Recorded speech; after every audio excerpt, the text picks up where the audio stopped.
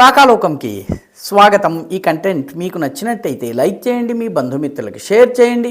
ఇప్పటి వరకు సబ్స్క్రైబ్ చేసుకోకపోతే సబ్స్క్రైబ్ బటన్ని నొక్కండి, అదేవిధంగా బెల్ ఐకాన్ని కూడా తప్పనిసరిగా నొక్కండి. జై హింద్ మిత్రులారా. 2025 పోయింది, 2026 వచ్చింది. డిసెంబర్ 31 వెళ్ళిపోయింది, జనవరి 1 వచ్చింది, వెళ్ళి జనవరి 2 కూడా వచ్చేసింది.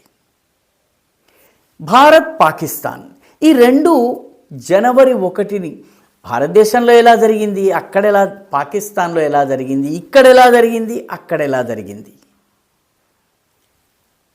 అది తెలుసుకుంటే రెండు దేశాల కథ మనకు అర్థమైపోతుంది. భారతదేశంలో భారీ ఎత్తున వ్యాపార వాణిజ్యాలు జరిగాయి. కొత్త గిఫ్టులు కొనడం జరిగింది, కొత్త బట్టలు కొనుక్కున్నారు చాలామంది న్యూ ఇయర్ గిఫ్టులు చాలా భారీ ఎత్తున కొన్నారు. స్వీట్లు, రకరకాల వస్తువులు, డైరీలు చాలా భారీ ఎత్తున వీటి అమ్మకాలు జరిగాయి.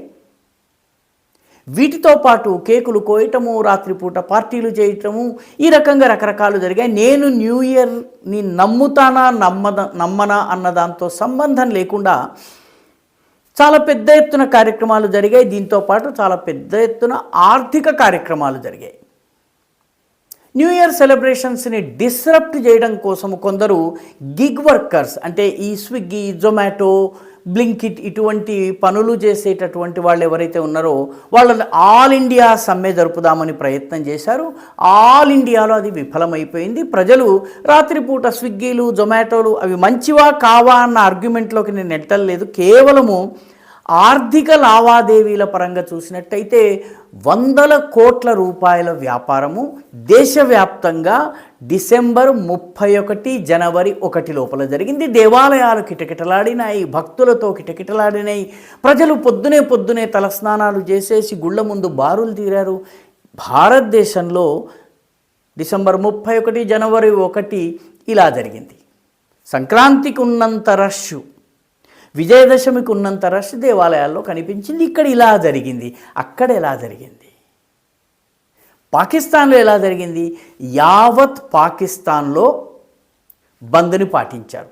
దుకాణాలు లేవు, వ్యాపారాలు లేవు, లావాదేవీలు లేవు.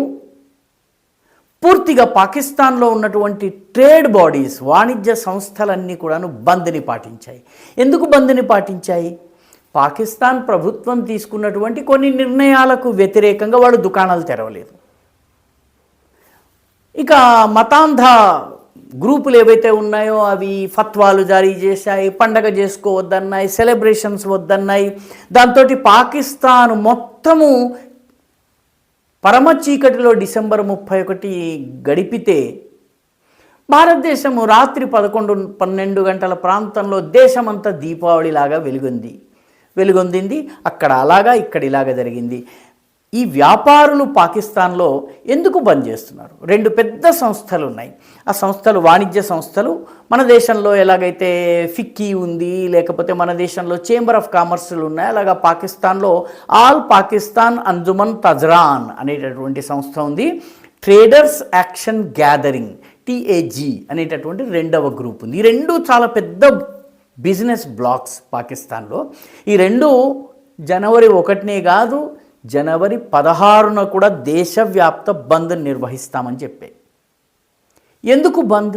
ఎందుకంటే పాకిస్తాన్ ప్రభుత్వము అక్కడ POS మిషన్లని ప్రతి దుకాణంలో పెట్టాలని నిర్ణయించింది. POS మిషన్ అంటే ఏంటి? Point of sales machine. మన దేశంలో డిమానిటైజేషన్ చేసిన తరువాత కరోనా వచ్చిన సమయంలో ఈ POS మిషన్లు దేశంలోని అన్ని చోట్ల వచ్చినాయి. మనకి జీపే, గూగుల్ పే, భీమ్ యాప్ ఇటువంటి యాప్స్ తోటి ఈరోజు అరటిపళ్ళు కొన్నా, ఒక చెప్పు రిపేర్ చేయించుకున్నా, లేకపోతే సైకిల్లో గాలి కొట్టించుకుని 2 రూపాయలు ఇవ్వాలన్నా కూడాను మనము మొబైల్ ద్వారా చెల్లింపులు చేస్తున్నాము. మన దేశము 2014-15 ప్రాంతంలో ఏ POSలని విజయవంతంగా తీసుకొచ్చి చిన్న దుకాణదారుల దాకా తీసుకొచ్చిందో, రకరకాల యాప్ల ద్వారా ఇన్ఫార్మల్ ట్రేడ్ని మొత్తము కూడాను ఫార్మల్ ట్రేడ్గా మార్చిందో, ఒక విప్లవాత్మకమైనటువంటి మార్పు డిమానిటైజేషన్ తరువాత, ఈ పెద్ద కరెన్సీ నోట్ల రద్దు తరువాత దేశంలో వచ్చిందో 2014-15 ప్రాంతంలో వచ్చింది. పాకిస్తాన్ 2026లో దీన్ని అమలు చేయాలనుకుంటుంది. అంటే మనకన్నా 11 సంవత్సరాల వెనక ఈ పిఓఎస్ మెషిన్స్ని పెట్టినట్లయితే మా వ్యాపారాలన్నీ ప్రభుత్వ లెక్కలోకి వస్తాయి, వచ్చినట్టయితే వాటికి పన్నులు కట్టాలి, దీనివల్ల మాకు నష్టం వస్తుంది, కాబట్టి మేము వీటిని చెయ్యమని చెప్పి పాకిస్తాన్లో జనవరి 1 బంద్, జనవరి 16 మళ్ళీ బంద్ జరగబోతోంది. Pakistan federal board of revenue ఈ పిఓఎస్ మిషన్లని పెట్టి తీరాలి అని చెప్పి ఆదేశాలు జారీ చేసింది. ఆదేశాలు జారీ చేసిన తరువాత దానికి వ్యతిరేకంగా ఈ ఫెడరల్ బోర్డ్ ఆఫ్ రెవెన్యూ ఎక్కడెక్కడ ఆఫీసెస్ ఉన్నాయో వాటి ముందు వ్యాపారులు ధర్నా చేశారు. మేము పెట్టము అని చెప్పి వాళ్ళు అంటున్నారు. పూర్తిగా పాకిస్తాన్ యొక్క ఆర్థిక వ్యవస్థ ఇప్పుడు అతలాకుతలమవుతుంది. ఇప్పటికే పాకిస్తాన్లో అనేక ఇబ్బందులు ఉన్నాయి, ఇన్ఫ్లేషన్ పెరిగింది, ధరలు పెరుగుతున్నాయి, పాకిస్తాన్ ఆర్థిక వ్యవస్థ కుప్పకూలే స్థితిలో ఉంది. IMF లోను వస్తే తప్ప పాత లోన్ల వడ్డీలు కట్టేటటువంటి పరిస్థితి లేదు. పాకిస్తాన్లో ఏమాత్రం ఆర్థిక క్రమశిక్షణ తీసుకుని రావాలన్నా పిఓఎస్లు తప్పనిసరి. కానీ ప్రభుత్వం తెస్తున్నటువంటి పిఓఎస్లకి వ్యతిరేకంగా వ్యాపారులు రంగంలోకి వస్తున్నారు.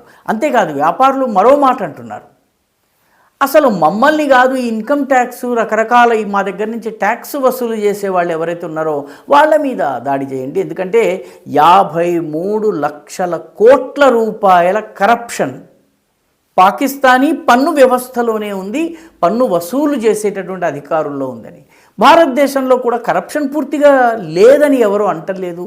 కానీ చాలా మటుకు రిటర్న్స్ ఫైల్ చేయటం కానీ, GST రిటర్న్స్ ఫైల్ చేయటం కానీ, రకరకాల విషయాలలో సరళీకరించటం వల్ల, స్లాబుల్ని సరళీకరించటం వల్ల వ్యాపార వర్గాల్లో ఈ అసంతృప్తి ఏ రోజు ఎక్కడ రాలేదు. ప్రభుత్వం కూడా వివిధ దశల్లో వ్యాపారస్తులతో సెన్సిటైజ్ చేసింది, వివరించింది, అదేవిధంగా వారు కోరిన విధంగా అవసరమైన చోట్ల మార్పులు కూడా చేసింది. పాకిస్తాన్లో ఇది జరిగే సూచనలు లేవు. ఎందుకంటే అక్కడ తుపాకీ పట్టుకుని ఆసిమ్ మునీర్ రాజ్యం నడుస్తుంది కాబట్టి అక్కడ ప్రజలు తిరుగుబాటు చేస్తున్నారు, వ్యాపారస్తులు తిరుగుబాటు చేస్తున్నారు. చీకటి జనవరి 1 వాళ్ళకి జరిగింది. అంతేకాదు పాకిస్తాన్లోని మిగతా ప్రాంతాల్లో వ్యాపార వాణిజ్యాలు లేని ప్రాంతాల్లో ఉగ్రవాదం దాడులు, అంతర్గత ఉగ్రవాదపు దాడులు పాకిస్తాన్ని అతలాకుతలం చేస్తున్నాయి. బలూచిస్తాన్లో పూర్తిగా అధికారము దాదాపుగా పాకిస్తాన్ చేతుల్లో లేదు. అక్కడ విప్లవకారులు పూర్తిగా దేశాన్ని తమ కబ్జాలో ఉంచుకున్నారు. 1-2 చిన్న చిన్న పట్టణాలు, క్వెట్టా కావచ్చు, ఇటువంటి పంజగూరు కావచ్చు, ఇట్లాంటి కొన్ని పట్టణాలని మాత్రమే పాకిస్తాన్ కబ్జాలో ఉంచుకున్నది. మిగతా అంతా కూడాను దాదాపుగా స్వతంత్ర బెలూచిస్తాన్ అయిపోయినట్టే. ఇక ఖైబర్ పఖ్తూన్వా రాష్ట్రం పంజాబ్, దక్షిణ పంజాబ్కు వచ్చేటప్పటికి 2015 తరువాత అత్యంత కష్టమైనటువంటి సంవత్సరం 2025. ఎందుకంటే ఉగ్రదాడుల్లో 3967 మంది చనిపోయారు. అంటే దాదాపు 4000 మంది చనిపోయారు. 1070 అటాక్స్ జరిగాయి. దీంతో పాకిస్తానీ వ్యాపారుడు దుకాణం తెరవడానికి భయపడుతున్నాడు, కొనుగోలుదారుడు దుకాణానికి వెళ్ళడానికి భయపడుతున్నాడు, డీలర్ల దగ్గర నుంచి సరుకు తెప్పించుకోవడానికి భయపడుతున్నాడు. ఉగ్రదాడి ఎప్పుడు ఎలా జరుగుతుందో తెలియడం లేదు. పాకిస్తాన్ ఆర్మీ వీళ్లతో పోరాటానికి బదులు తన యొక్క ఆర్మీ చెక్ పోస్టులను వదిలి పారిపోయేస్తోంది.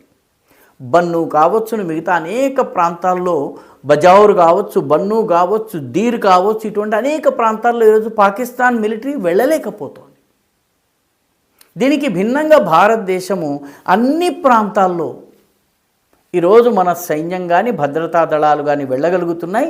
నక్సల్ ఉద్యమం వెన్ను పూర్తిగా విరిచేయడం జరిగింది. అంతర్గత భద్రతకు ఉన్నటువంటి అతిపెద్ద సవాలుని పూర్తిగా శత్రుశేషం లేకుండా సమూలంగా నాశనం చేయడం జరుగుతోంది. కశ్మీర్లో కావచ్చు, ఇంకో మిగతా ప్రాంతాల్లో కావచ్చు, ఉగ్రవాద కార్యకలాపాలపైన నట్లు బోల్ట్లు బిగించి యాక్షన్ తీసుకోవడం జరుగుతోంది.